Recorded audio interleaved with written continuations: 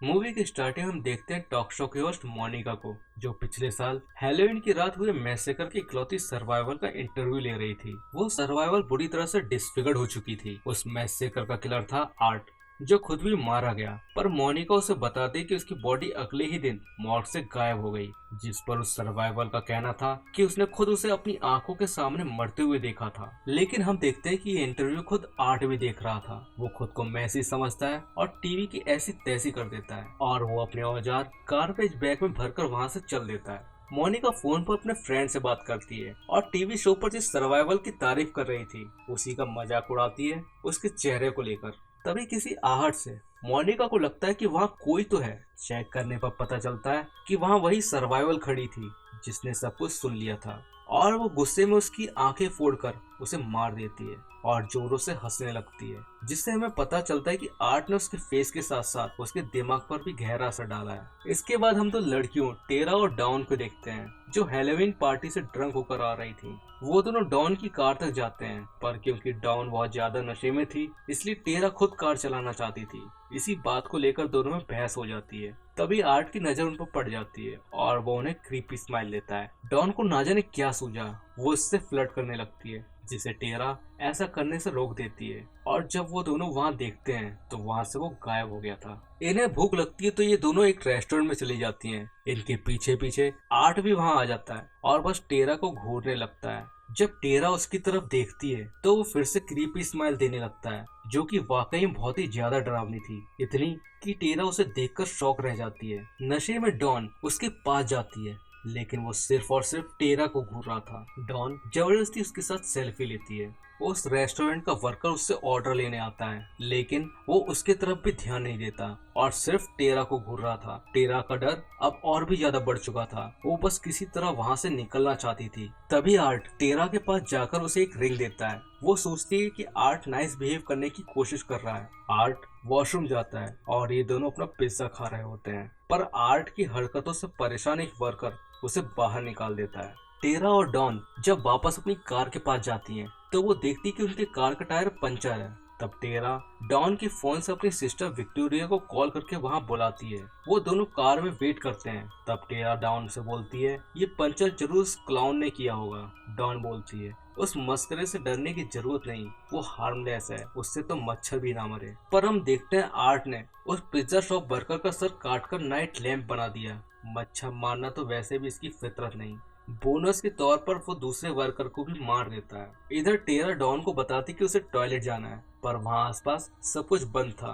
तभी वो एक आदमी को बाहर आता हुआ देखती है और वो उसे अपनी प्रॉब्लम बताती है। पेस्ट कंट्रोलर माइक, जो कि उस अपार्टमेंट को रेंट फ्री करने आया था, वो उसे टॉयलेट का रास्ता बताकर अपना काम करने चला जाता है। कार में डॉन रेडियो सुन रही थी और उसमें न्यूज बताई जा रही थी कि एक क्लाउन ने ब्लैक एंड व्हाइट कॉस्ट्यूम में पिज्जा शॉप के 2 वर्कर्स को मार दिया है और वो अभी भी फरार है। दिल दहला देने वाली ये न्यूज डॉन का नशा हर लेती है। वो बहुत डरी होती है। तभी कार का डोर ओपन करके टेरा वहां आ जाती है और उसे वो बोलती है कि तुम अंदाजा नहीं लगा सकती कि मैंने रेडियो पर क्या सुना है। और जैसे ही वो उसे न्यूज बताने के लिए उसकी तरफ देखती है, वो टेरा नहीं आर्ट था, और अब वो अंदाजा नहीं लगा पाएगी कि आर्ट उसके साथ क्या करेगा। जब टेरा टॉयलेट से निकलती है तो उसे आवाज सुनाई देती है, जिसका पीछा करने पर उसे एक औरत मिलती है जिसके हाथ में एक एमिली नाम का बेबी था। जब टेरा उसे पास से देखती है तो उसे पता चलता है कि एमिली एक डॉल है और वो औरत पागल। उससे पीछे छुड़ाकर जैसे ही वो बाहर जाने वाली थी तभी उसे आर्ट दिख जाता है। फिर उससे बचने के लिए वो छुप जाती है। अचानक से आर्ट पीछे से उसके पैर पर चाकू से वार करता है। किसी तरह वो खुद को छुड़ाकर मेन डोर तक पहुंचती है, पर भागने का कोई रास्ता था नहीं।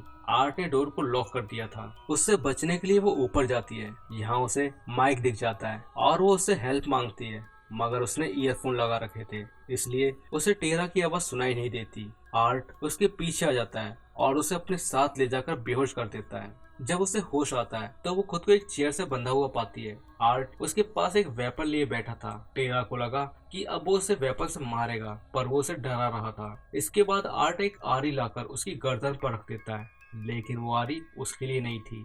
आर्ट टेरा के सामने से पर्दा हटाता है। वहाँ उसे डॉन को उल्टा लटका रखा था। वो टेरा के सामने डॉन को उसकी फैली टांगों के बीच से काटने लगता है। टेरा उसे ऐसा करते हुए देख रही होती है। धीरे धीरे वो उसे पूरी तरह बीच में से काट देता है। टेरा खुद को बचाने की कोशिश करती है। वो उस चेयर को तोड़कर खुद को आजाद कर लेती है और वहां से भाग जाती है।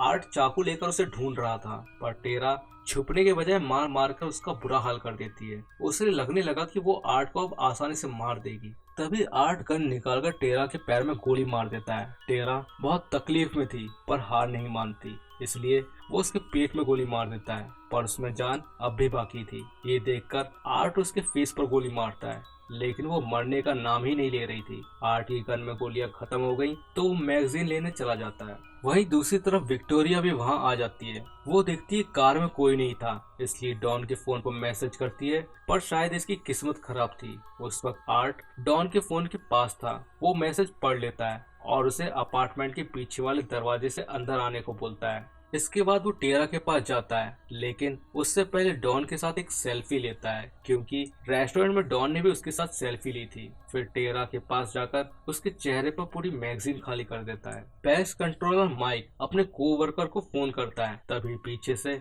आर्ट एक हथौड़ा उसके सर पर मारता है और उसका फोन भी तोड़ देता है। अब हम उसी पागल औरत को आर्ट के सामने देखते हैं। आर्ट एमिली को गोद में लेकर बैठा था।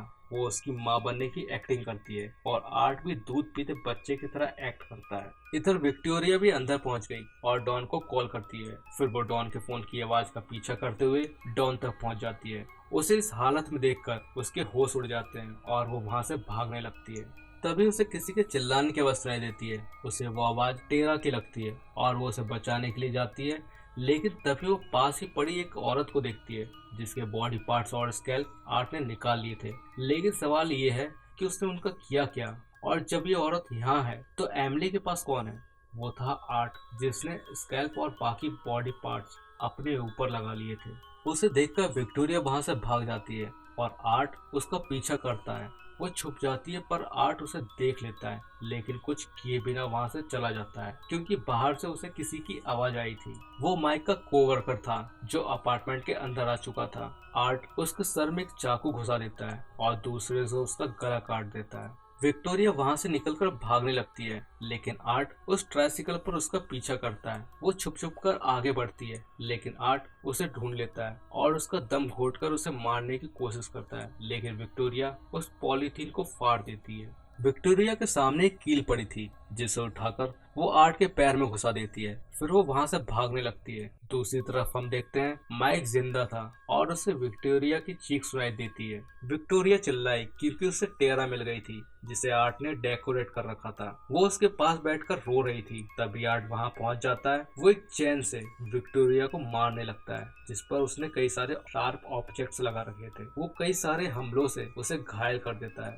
तभी वहां आ जाता है माइक और उस पर पीछे से वार करके उसे बेहोश कर देता है और विक्टोरिया को साथ लेकर वहां से निकल जाता है। एक रूम में पहुंचकर डोर क्लोज करके वो पुलिस को इन्फॉर्म कर देता है। इसके बाद वो वहां से निकलने की बहुत कोशिश करता है, लेकिन वो दरवाजा भी लॉक था। जब वो लॉक तोड़ने के लिए कुछ ढूंढ रहा था, तभी आर्ट वहां आकर उसे मारकर गिरा देता है और उसका सर कुचल देता है। विक्टोरिया एक रॉड से लॉक तोड़ देती है। तभी आर्ट उसे पकड़ लेता है, पर वो आर्ट की आंख में कुछ मारकर वहां से निकल जाती है। किसी तरह वो एक गैराज में चली जाती है और आर्ट पर हमला करने के लिए उसके आने का वेट करती है। तभी उसे पुलिस का सायरन सुनाई देता है। दरवाजे से बाहर देखने पर उसे आर्ट दिखता है, जो कि एक ट्रक से वो गेट तोड़कर उसे कुचलने वाला था।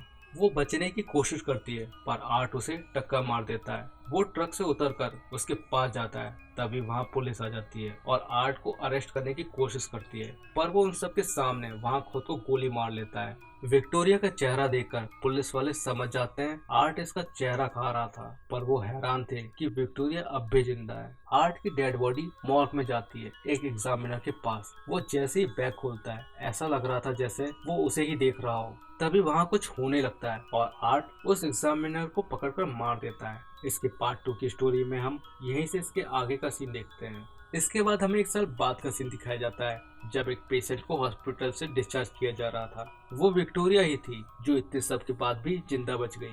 लेकिन जैसे ही हमें इसका चेहरा दिखाया जाता है तो हमें पता चलता है कि वो विक्टोरिया ही थी जिसका इंटरव्यू मोनिका स्टार्टिंग में ले रही थी और उसने मोनिका को मार भी दिया था। यानी कि मूवी में जिस मैसेकर के बारे में बताया गया इसमें हमने वही देखा। और जो स्टार्टिंग में मोनिका को मारते हुए दिखाया गया वो इसके बाद हुआ, मतलब जब इसका यहाँ से इंटरव्यू के लिए जाना होगा तब। और यहाँ पर ये मूवी एंड हो जाती है। इसका सेकंड पार्ट चैनल पर अपलोडेड है, उसे भी चेक कर लीजिए। कमेंट में बताइए आपको ये एक्सप्लेनेशन कैसा लगा, और वीडियो अच्छा लगा तो लाइक कीजिए और चैनल को सब्सक्राइब करके बेल नोटिफिकेशन को ऑन कर लीजिए। तो मिलते हैं आपसे अगले वीडियो में।